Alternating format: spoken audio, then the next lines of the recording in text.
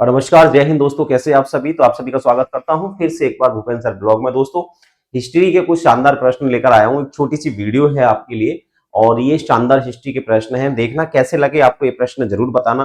देखिए, इतिहास से भी प्रश्न आते हैं, एसएससी जीडी में टॉपिक वाइज भी मैं कुछ प्रश्न लेकर आता हूँ। छोटी छोटी वीडियो बना रहा हूँ 10-10, 20-20 प्रश्न की। तो आज कुछ प्रश्न आपको मैं हिस्ट्री के और सम्मिलित करने जा रहा हूँ और आप लोग इनके जवाब दीजिए। चलिए तो चलते हैं आज की क्लास पर। हिस्ट्री इतिहास का एक कालक्रम है। हमने संपूर्ण इतिहास को 3 भागों में विभाजित कर रखा है। पहला जो भाग है उसे हम एसेंट हिस्ट्री यानी प्राचीन कह सकते हैं इतिहास के नाम से जानते हैं, और वहीं मिडिवल हिस्ट्री यानी मध्यकालीन भारत के नाम से हमें जानते हैं, और वहीं मॉडर्न हिस्ट्री यानी आधुनिक भारत के नाम से या आधुनिक कालीन इतिहास के नाम से हमें जानते हैं। उसे आधुनिक इतिहास भी हम कहते हैं। ठीक है, अब बेसिकली प्रश्न कैसे बनते हैं, तो पहला ही प्रश्न आपके समक्ष रख दिया जाए तो कैसा रहेगा। चलो, पहला प्रश्न ये रहा आपकी स्क्रीन पर। दोस्तों, क्या लिखा हुआ है? पहला प्रश्न है, मेसोपोटामिया के लोग। मेसोपोटामिया हम सब जानते हैं कि सिंधु घाटी सभ्यता जब थी तो वहां के लोग मेसोपोटामिया से व्यापार करते थे। आज के समय का जो मेसोपोटामिया है वो किस में बदल गया है? इजिप्ट में बदल गए हैं, मिस्र में बदल गए हैं।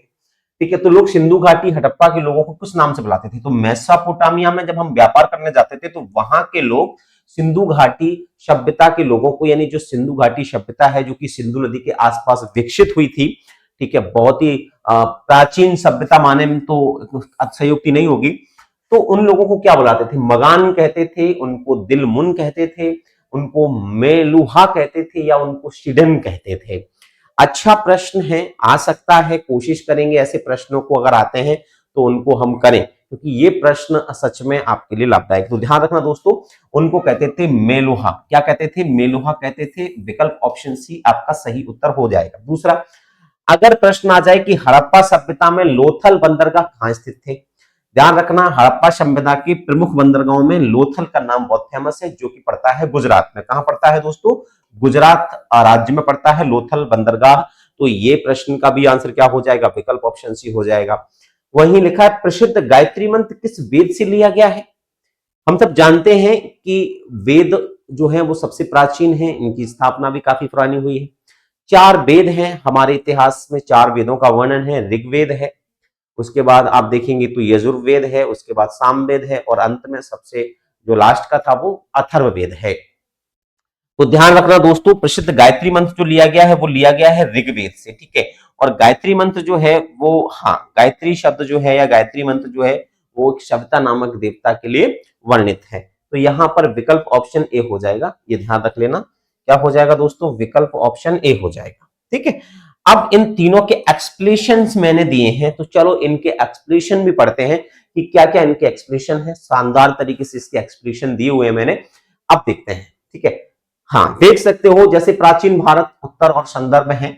सबसे पहला आंसर मेलुहा है। मेलुहा मेसोपोटामिया के शिलालेखों में, वहां की जो स्क्रिप्ट है, वहां की जो स्क्रिप्ट है उसमें लिखा हुआ है, शिलालेखों में सिंधु घाटी सभ्यता को वो मेलुहा कहा कहते थे, जो उस समय के व्यापक व्यापारी संबंधों को दर्शाता है। ठीक है, ये ध्यान रखना है।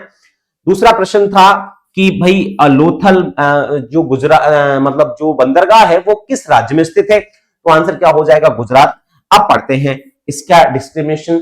लोथल प्राचीन दुनिया का एक महत्वपूर्ण बंदरगाह है और व्यापार केंद्र था, जो अपनी उन्नत और जल प्रबंधन प्रणाली के लिए जाना जाता था।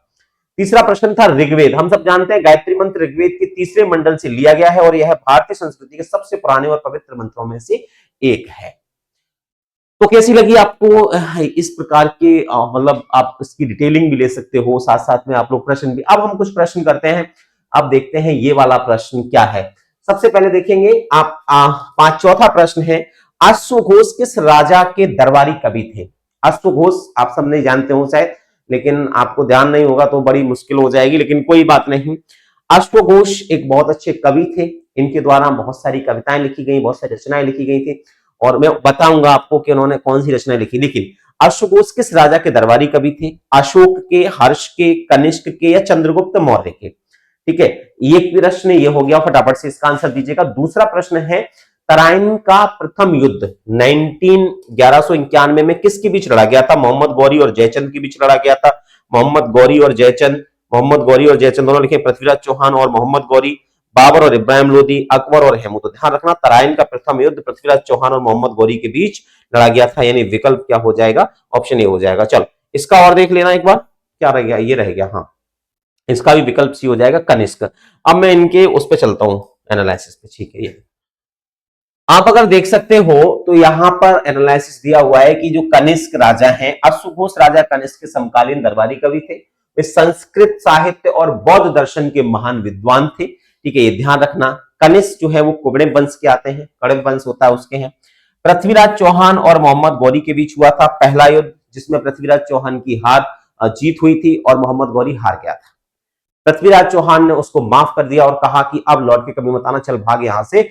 लेकिन उसको वो बात लग गई, उसने फिर से सेना एकत्रित की, तुर्की के खलीफा का सहयोग लिया और राजा जयचंद का फिर से सहयोग लिया और फिर उसने आक्रमण किया। और इस बार ऐसा हुआ कि इस भारतवर्ष की दिशा और दशा ही बदल गई और पृथ्वीराज चौहान हार गए और दिल्ली पर गुलाम वंश की स्थापना हुई।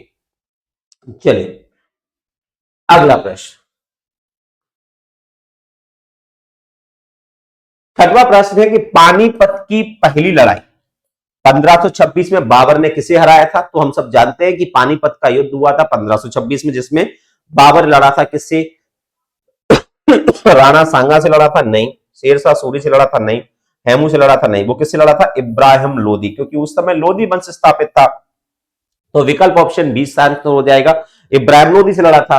सातवां प्रश्न है दिल्ली के लाल किले का निर्माण, समझना, दिल्ली के लाल किले का निर्माण, एक आगरा का लाल किला है अकबर ने बनवाया, छोड़ दो।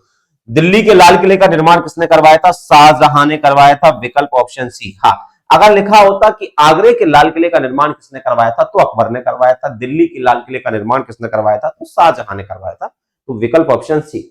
अब इनके डिस्क्रिप्शन देख लीजिएगा, इनके एनालिसिस देखे होंगे, ठीक है। सबसे पहले देखोगे तो प्रश्न देखो, आप देखेंगे पांचवें प्रश्न का इब्राहिम लोदी है। 1526 में पानीपत के मैदान में, पानीपत का मैदान पड़ता है हरियाणा में, मैदान में बाबर और इब्राहिम लोदी को हराकर भारत में मुगल साम्राज्य की नींव रखी। और इब्राहिम लोदी के हारने का जो मुख्य कारण था वो था बाबर के साथ तोपें होना, यानी उनकी मुगलिया जो सेना थी उसमें तोपें थी और उन्हीं तोपों की वजह से इब्राहिम लोदी की सेना को हार का सामना करना पड़ा। अब देखेंगे इसको, अगर मुगल काल में अगर आप देखेंगे इसको उत्तर में शाहजहां लिखा हुआ है, शाहजहां ने अपनी नई राजधानी शाहजहानाबाद के केंद्र के रूप में लाल किले का निर्माण करवाया दिल्ली में। मुगल वास्तुकला का एक उत्कृष्ट उदाहरण है, हम सब जानते हैं, आप देख लीजिएगा ये लाल किला, हाँ दिल्ली में स्थित है। तो कुछ अलग अलग फैक्चुअल आते हैं, अलग अलग चीजें आती हैं, वो आपको ध्यान रखना है मुगल काल से संबंधित। अगले कुछ प्रश्न है, आठवां प्रश्न है 1861 में विडो रिमेरिज एसोसिएशन विधवा पुनर्विवाह संघ की स्थापना किसके द्वारा की गई, महादेव गोविंद रानाडे, ज्योतिबा फुले जिन्होंने सत्यशोधक समाज की स्थापना की, राजा राममोहन राय जिन्होंने ब्रह्म समाज की स्थापना की, ईश्वर चंद्र विद्यासागर, विकल्प ऑप्शन डी। तो इसमें मुझे लगता है विकल्प ऑप्शन डी सही रहेगा दोस्तों। क्या सही रहेगा इसमें, विकल्प ऑप्शन डी सही रहेगा। कैसे गुरुजी, क्योंकि इनका जो नाम है ईश्वर चंद्र विद्यासागर का जो नाम है वो खासकर इसीलिए जाना जाता है कि इन्होंने विधवा विवाह या कह सकते हो विधवा पुनर्विवाह जो है वो लागू करवाया था। तो मुझे लगता है विकल्प डी इसका सही आंसर होगा। देखते हैं असहयोग आंदोलन कब शुरू हुआ था, ये प्रश्न भी एसएससी ने पूछा है आपसे, आपको पता होना चाहिए कब हुआ था, 1920 में शुरू हुआ था। बंद कब हुआ था, 1922 में हुआ था। घटना चोरी चोरी घटना के कारण बंद हो गया था, तो विकल्प ऑप्शन बी यहां पर भी लगा देना। आइए जरा इनके एक्सप्लेनेशन पढ़ लेते हैं। सबसे पहले देखेंगे महादेव गोविंद रानाडे है, सॉरी इसका आंसर एक्चुअल में संस्था की बारी आएगी, तो हाँ ये थोड़ा सा गलत हो गया, इसको सही कर लेते हैं, संस्था की बारी आएगी। इसका आंसर एक्चुअल में ये वाला दे रहे हैं महादेव गोविंद रानाडे, जबकि मैंने विधवा पुनर्विवाह के बारे में ईश्वर चंद्र विद्यासागर के बारे में बहुत सुना था, है ना। और ये उस समय विधवा पुनर्विवाह के कह सकते हो शुरुआत के जनक कहे जाते हैं ना। तो शुरुआत किसने की थी विधवा पुनर्विवाह की, तो ईश्वर चंद्र विद्यासागर ने, ठीक है। लेकिन एक्चुअल में विडो रीमैरिज एसोसिएशन की अगर बात आती है तो ये संस्था का मुझे ध्यान नहीं था, तो ऐसे कभी कभी प्रश्न लॉजिकली गलत हो सकता है, ऑप्शन ए लगा देना, ठीक है। बाकी का इसका आंसर तो ठीक है 1920 ही होगा, महात्मा गांधी के नेतृत्व में 1920 में असहयोग आंदोलन शुरू हुआ, जिसने भारत स्वतंत्रता संग्राम को एक नए जन आंदोलन में बदल दिया। ठीक है, तो ये तो नॉर्मल सी बात है। हाँ, इसमें जरूर है महादेव गोविंद रानडे ने 1861 में विडो रीमैरिज एसोसिएशन की स्थापना की थी, ये ध्यान रखना चाहिए। आखिरी 10वां प्रश्न है, स्वतंत्रता संग्राम के प्रथम गवर्नर जनरल कौन थे दोस्तों? ये एक अच्छा प्रश्न है। तो प्रथम गवर्नर जनरल कौन थे? देखते हैं। प्रथम गवर्नर जनरल सी राजगोपालाचारी नहीं, स्वतंत्र भारत के गवर्नर जनरल हैं। लॉर्ड माउंटबेटन, बिल्कुल ये हो सकते हैं। डॉक्टर राजेंद्र प्रसाद नहीं है, डलहौजी भी नहीं थे, क्योंकि ये तो 1854 की बात है। लॉर्ड माउंटबेटन, बिल्कुल ये वो शख्स था जो स्वतंत्र भारत का प्रथम गवर्नर जनरल बना। अंग्रेजों के अधीन पहला गवर्नर जनरल बना था, स्वतंत्र भारत हो गया था, लेकिन अभी तक सत्ता हस्तांतरण नहीं हुई थी, तो उस समय लॉर्ड माउंटबेटन ही भारत का गवर्नर जनरल था। क्लियर है? तो विकल्प क्या आ जाएगा? ऑप्शन बी आ जाएगा, ध्यान रखना है ना, यही आंसर होना चाहिए था। इसमें मैंने देखा नहीं। हाँ हाँ भाई, ये देख सकते हो आप, शानदार तरीके से पूरा का पूरा आपको एक तस्वीर दिखाई देगी। लॉर्ड माउंटबेटन स्वतंत्र भारत के पहले गवर्नर जनरल बने, जबकि सी राजगोपालाचारी इस पद को संभालने वाले पहले और अंतिम भारतीय थे, ये ध्यान रखना। यह स्वतंत्रता के बाद सत्ता के संक्रमण काल का एक महत्वपूर्ण तथ्य है। स्वतंत्रता के बाद भी ये गवर्नर जनरल बने रहे थे, ये ध्यान रखना। इसीलिए विकल्प ऑप्शन बी का हमने चुनाव किया था। तो आई होप सो कि आपको ये प्रश्न श्रृंखला अच्छी लगी होगी।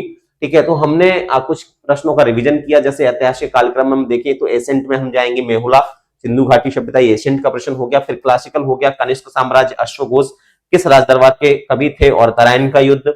पानीपत का युद्ध मिडिवल हिस्ट्री में आता है। मॉडर्न हिस्ट्री में महादेव गोविंद रानडे और असहयोग आंदोलन की पूछ लिया गया, और इंडिपेंडेंस हिस्ट्री का लॉर्ड माउंटबेटन। यानी बेसिक मैंने ऐसे प्रश्न रखे थे आपके, जो आपके हिस्ट्री के हर पार्ट से आपको जोड़ता था। आई होप सो कि ये क्लास आपको अच्छी लगी होगी। Thank you so much. ऐसी शानदार और छोटी छोटी वीडियो के लिए जुड़े रहिएगा भूपेंद्र सर ब्लॉग के साथ। जय हिंद, मिलता हूं अगली वीडियो में, तब तक के लिए जय श्री राम दोस्तों, धन्यवाद।